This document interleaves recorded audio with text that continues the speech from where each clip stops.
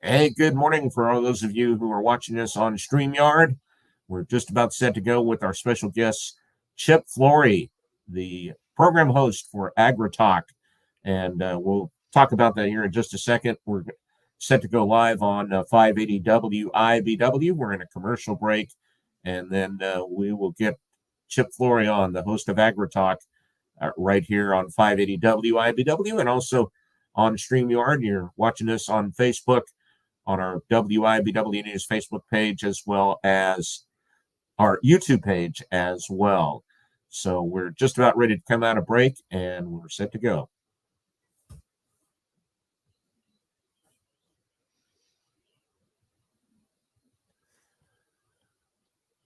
We're back on the Ag Issues program this morning, right here on 580 WIBW, and you're also watching us on StreamYard on our 580 WIBW Facebook page, WIBW News, as well as our YouTube page, because we are proud here at 580 WIBW and excited that coming up on Monday, the 12th, look at my calendar to make sure I got the days right, we will be our newest affiliate of AgriTalk. And that's very exciting for us. And we're joined this morning by the host of AgriTalk, and you'll hear him from 2 to 3 in the afternoons right here on 580 WIBW. He's the host of AgriTalk, AgriTalk After the Bell, and of course, all that for Farm Journal Media Broadcasting. Chip Flory is joining us this morning. Chip, good morning. How are you? Hey, Greg, I'm doing great. Thanks for having me on. And I look back, and correct me if I'm wrong, you've been host now, and the old term is time flies. Is it a little over 6 years? Yeah, a little over 6 years. I've been the host of the morning hour of AgriTalk. For the afternoon hour of AgriTalk, I've been at it for more than 10 years now. But it's an incredible honor to be the host of AgriTalk. We are celebrating our 30th year. We just had our 30th anniversary on August 1. Had the original host, Ken Root, back on. Mike Adams, a longtime host of AgriTalk, was on to kind of reminisce about the past 30 years of AgriTalk, and it's pretty cool to be part of it. I know many farmers have heard the program in one form or fashion, but for those who haven't, can you just describe what you guys do on AgriTalk? Yeah, you bet. The AM hour is all about policy issues and the news that matters to farmers and ranchers across the country. Now, that might mean that we're going to have a newsmaker on, a lawmaker that is involved in a piece of legislation that is of interest to farming, ranching, and rural America. It might mean that we've got somebody from the biofuels industry on.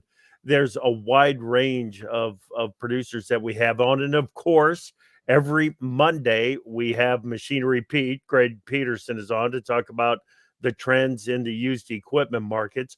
On Wednesdays, every Wednesday, you can count on the Farmer Forum. That's where we have producers, two producers from various areas around the country on to talk about crop conditions, the issues that are important to them, the local issues that could become an issue in your location as well. And then on Fridays, man, we bust it loose with the free for all on Friday, and it's a lot of fun having a conversation with the regulars on the show, Pro Farmer Policy Analyst Jim Wiesmeyer and Real Agriculture Sean Haney, and of course, the handsome newsman Davis Michelson is part of that conversation as well. To say the least, we have not been short of topics to discuss. Yeah.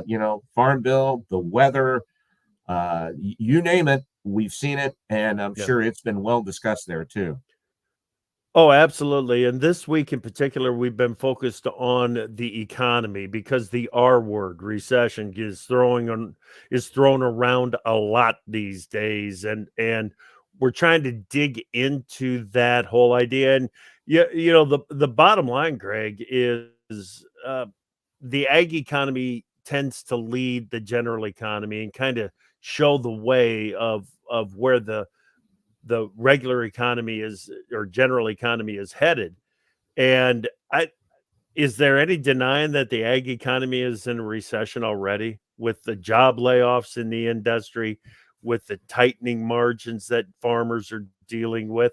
Now, some of the sectors are doing just fine. I understand that. A cow calf operator, I don't know how they could be happier with than with the market that they've got available to them right now.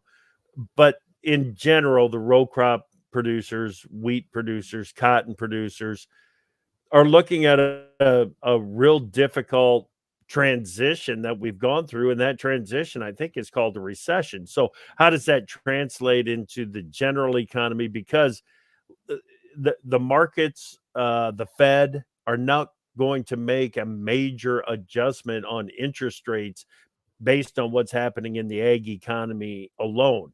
It's got to be a general economy issue before we start seeing many adjustments on interest rates. And let's face it, if we could get interest rates down, that would be a big cost saver for a lot of producers out there that are working on operating capital.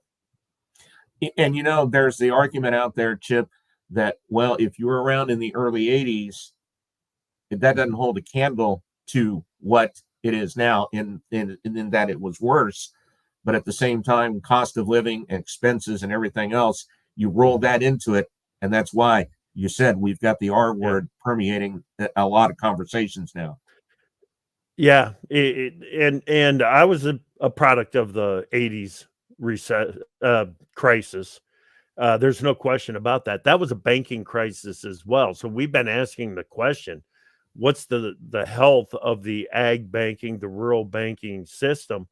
So far, it seems like that's in pretty good shape. There are some loans that are being called early, and typically that happens because the bank is under some stress as well.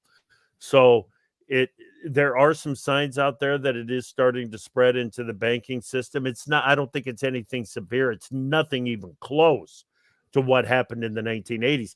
But Greg, for the people that went through the 1980s, it was a systemic issue. It was system wide. If you're going through a really tough time right now, it's just as bad for you individually as it was for most individuals in the 1980s. So I don't, I'm system wide. It's not the 80s, but for some individuals out there, it is a really, really difficult time. Chip Flory, who is the host of AgriTalk, is joining us on the Ag Issues program this morning here on 580 WIBW. And you're going to be able to hear AgriTalk from 2 to 3 starting Monday right here on 580 WIBW. And Chip, coming up later in the month, if I'm not mistaken, you guys have, as you've been a longtime host of the Pro Farmer Crop Tour as well. Yeah, that's right. We're going to be first day of the tour, first day in the fields is August 19, Monday, August 19. We'll wrap up on Thursday that week in Rochester, Minnesota. Pro Farmer has been, this I believe is going to be the 33rd annual tour, Greg. So and even before that, you might remember Jim Quinton was out there running the tour before that. And then even before that, it was the Illinois Farm Bureau was running a tour through the eastern part of the Corn Belt. Now, of course, we cover 7 states: South Dakota, Nebraska, Iowa, Minnesota, Illinois, Indiana, and Ohio. And we take 4 days to do it. We'll have about, somewhere between 1,700 and 1,800 corn samples, same number of soybean samples that we'll be able to analyze at the end of that tour. But with the way that USDA has changed things up on their surveys, Greg, the Pro Farmer Tour has become the first widespread, peek under the husks of this year's corn crop. And I think that's one of the reasons that the tour gets as much attention as it does. It's a very organized and consistent way of taking a look at the corn and soybean crops out there. We do it the same way each and every year. We follow the same routes each and every year. The scouts change up, and that's okay because the process doesn't. We do it the same in each and every field. And because of that, we've got some numbers that we can compare year to year and try to get a good idea of what yield potential and production potential of corn and soybeans is. And it's going to be interesting because the latest USDA reports come out this coming Monday. So it's a harbinger of what USDA thinks or how many people believe the USDA numbers versus when they get out into the fields, when you get the tour participants on what they're able to be seen. You know, Chip, from where we're at, it sounds like the heart of the Corn Belt has been pretty good so far. Yeah. I don't think there's any question about it. You get into some of the areas of southern Minnesota, northern Iowa, southeast South Dakota, even a sliver of northeast Nebraska. You got to carve that out because of some of the problems that they had this spring with the planting season and some really varied emergence issues. And some of those cornfields, once they started to tassel, it took them 2 weeks to finish up. It's not like, most cornfields are going to finish up in 2 days. And said there are some known problems out there with the corn crop. But I think the market's expectations, I think farmers' expectations of what this yield could be in a lot of Iowa, Illinois, Indiana, Ohio, Nebraska. You get along I-80, and it's kind of hard to tell the difference between the irrigated and the dryland corn is what I understand. So it's going to be we're going to measure just how big a corn crop might be. That's my expectations, Greg. It's not like we're trying to figure out how many bushels have been lost to this or to that or some other factor. Although Nebraska does have some hail, and like I said, we've got the issues in that northwest production area that we're going to have to take a close look at. And Chip, as we wrap things up, back to AgriTalk, and if people, obviously they can tune in on 580 WIBW from 2 to 3 starting on Monday, but they want to hear our archived episodes throughout, I don't know how far the archives go back, but if they all the way back. If they'd like to do that, what's the best way they can do that? Just go to agritalk.com. That's the easiest way to do it. Now, we've also got an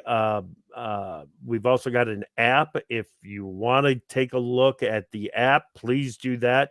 Just search your app store and for AgriTalk, and you'll be able to find that. But of course, we want you listening to the shows on our affiliates out there, including you guys at WIBW. Greg, we're so proud to have you as part of the affiliate family for AgriTalk now.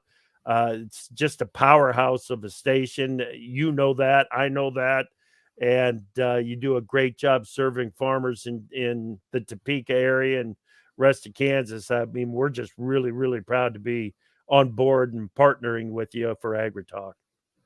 All right, Chip, we're going to put a cap on it there, but man, I appreciate you coming on to the program. We look forward to having you on air as well, and obviously we'll periodically have you back on the program.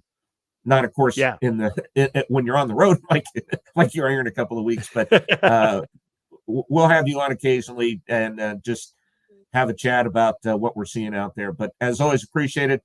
Have a great weekend and have a great upcoming tour as well. Absolutely. Thank you, Greg.